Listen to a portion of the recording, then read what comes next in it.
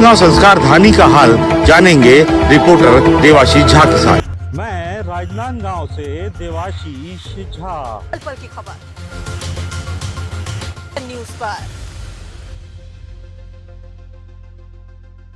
छत्तीसगढ़ के राजनांदगांव के शहीद स्मारक पर विजय दिवस की 63वीं वर्षगांठ का आयोजन किया गया। इस दौरान राजनांदगांव के भूतपूर्व सैनिक समेत कलेक्टर और प्रशासनिक अधिकारी मौजूद रहे। इस दौरान भूतपूर्व सैनिक कल्याण संगठन के अध्यक्ष राजेश शर्मा ने बताया कि युद्ध में 93,000 पाकिस्तानी सैनिकों ने आत्मसमर्पण किया था। भारत के 3,000 से अधिक सैनिक शहीद हुए थे और 8,900 से अधिक सैनिक घायल हुए। भारत ने लाहौर तक कब्जा कर लिया था, लेकिन भारत ने दुर्भाग्यपूर्ण रूप से शिमला समझौता के अंतर्गत पाकिस्तान को जमीन वापस कर दी। उन्होंने प्रधानमंत्री को बधाई देते हुए कहा कि हम एक रहेंगे तो सेफ रहेंगे। प्रधानमंत्री का वाक्य आज के समय में बहुत मायने रखता है।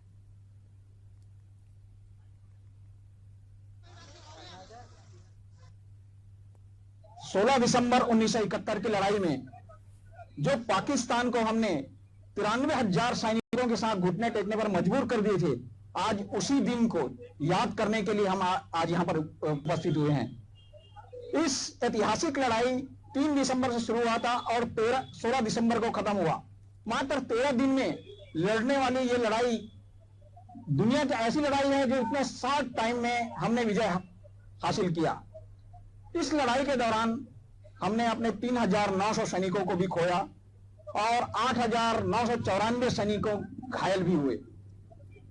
हमने पाकिस्तान के लाहौर तक कब्जा कर लिया था इस सिचुएशन में, मगर शिमला समझौते के तहत हमने उदारता दिखाई और पाकिस्तान को वो जमीन वापस कर दिया।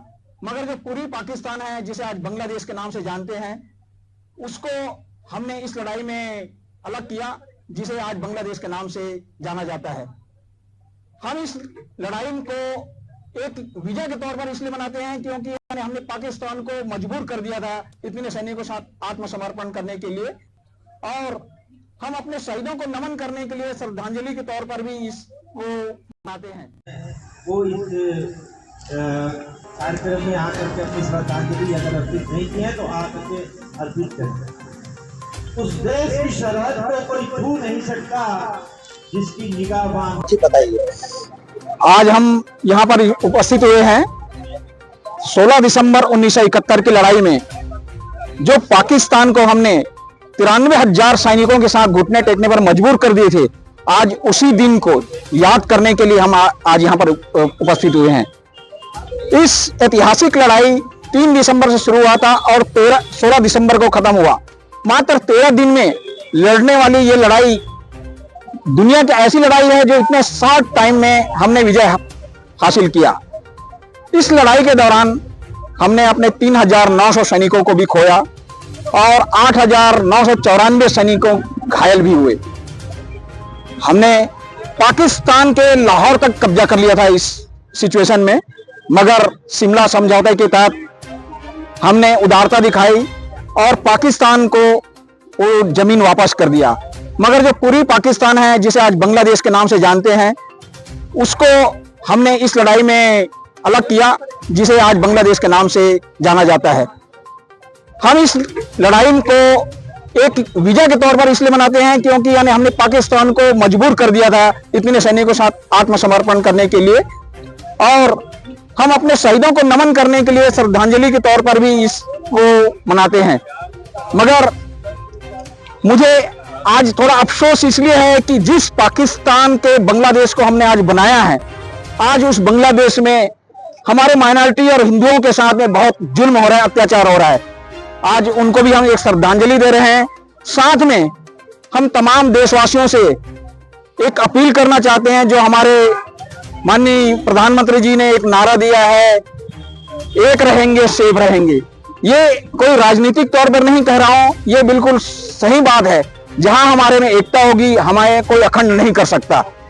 तो मैं सभी लोगों से गुजारिश करूंगा कि जिस मोहल्ले जहां भी हैं, एकता के साथ रहें और इस एकता की घड़ी में हम साथ रहें, ताकि हमें कोई अलग ना कर सके और हम अपने राष्ट्र के लिए समर्पित हो सके।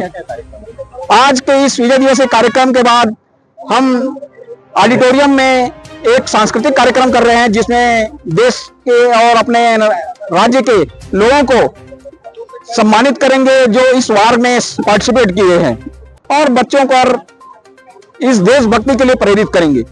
ये कार्यक्रम हमारा दोपहर 1 बजे से शुरू होगा और शाम के 6-7 बजे तक, जब तक बच्चों का कार्यक्रम है तब तक चलता रहेगा। तो हम इस नगर वासियों से सभी से आग्रह करेंगे कि आप उस कार्यक्रम में शामिल हों और बच्चों का हौसला अफजाई करें। मैं राजेश कुमार शर्मा, अध्यक्ष भूतपूर्व सैनिक कल्याण संगठन राजनांदगांव। जय।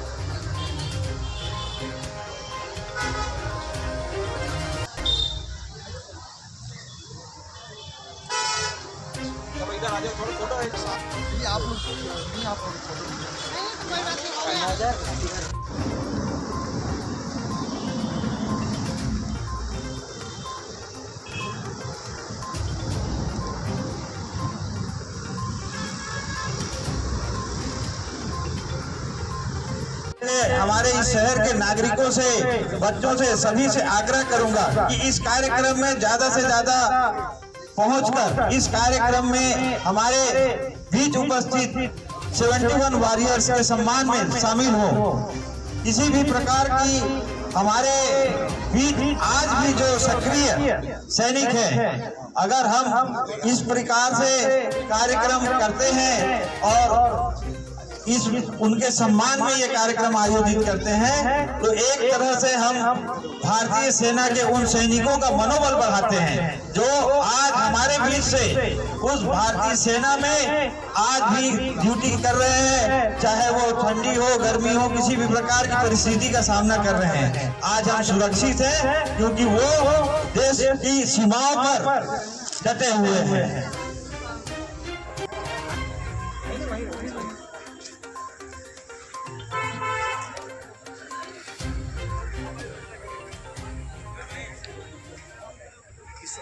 आयोजन में सम्मिलित सभी नागरिकगण, दोस्तों साहब, हाजरा दी कि हम लोग अपने वीर शहीदों को श्रद्धांजलि देने के लिए एकत्रित हुए हुए हैं और मेरा सौभाग्य है कि ऐसे मौके पर मैं आप लोगों के बीच में उपस्थित हो चुका। ये ऐसा दिन था, मुझे नहीं मालूम था कि अचानक ऐसी युद्ध देखने का मौका मिलेगा।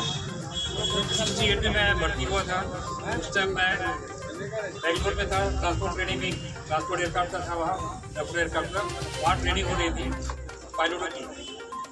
जुलाई के महीने में 71 की बात है, अचानक हम लोग को सूचना मिली कि हमें गुवाहाटी प्रस्थान करना है। 1 जुलाई का महीना था। वहाँ जाने के बाद भी हमें कुछ पता नहीं चल पाया कुछ दिनों तक।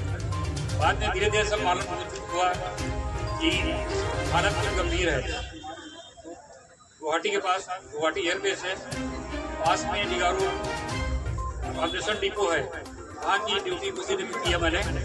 वहाँ ऑपरेशन हम लोग डिगारू से आमला से डिगारू और विभिन्न एयरफील्ड में हम लोग सप्लाई किया करते थे। श्री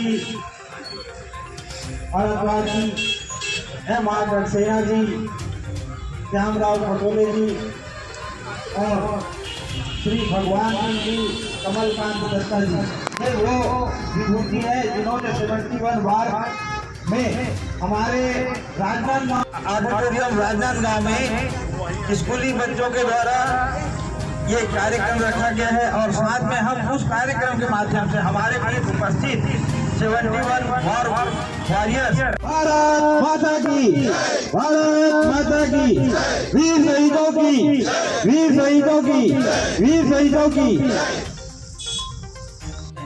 वो इस कार्यक्रम में आकर के अपनी श्रद्धांजलि अगर अर्पित नहीं की है तो आकर के अर्पित करें। उस देश की सरहद को कोई छू नहीं सकता जिसकी निगाहबान। मैं सभी से आग्रह करूंगा कि सावधान होकर के और राष्ट्रगान के लिए हम सब तैयार हो जाए।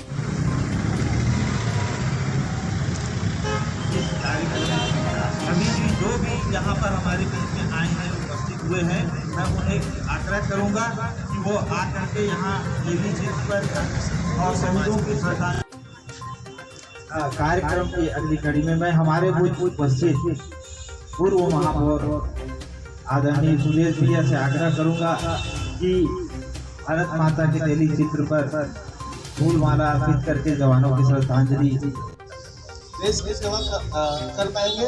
तो मेरा आज इस अवसर में सब लोगों से अनुरोध है, एज ए सिविलियन जो हमारे जवान देश के बॉर्डर पे काम कर रहे हैं, उनके परिवार में अगर किसी भी तरह की कोई तकलीफ है, उनको किसी भी तरह की कोई परेशानी है, तो किस तरह से हम लोग उनकी तकलीफ को दूर करें, उनकी परेशानियों को दूर करें, इसके लिए हमें संकल्प रूप से प्रयत्न करते रहना चाहिए। और एक बार इस अवसर पे पुनः मैं सभी जवानों को नमन करते हुए अपने जो शहीद हुए हैं उनके प्रति अपनी श्रद्धांजलि करता हूं। किस तरह से हमें सुरक्षित रखते हैं, अगर वो जवान जो आज भी हैं, अगर वो हमें वहाँ पे रह करके हमारी सुरक्षा प्रदान करते हैं, तो उनकी जो भी छोटी बड़ी प्रॉब्लम्स है, किस तरह से हम उन प्रॉब्लम्स को समझें और किस तरह से उनका ध्यान इन छोटी छोटी प्रॉब्लम्स पे नहीं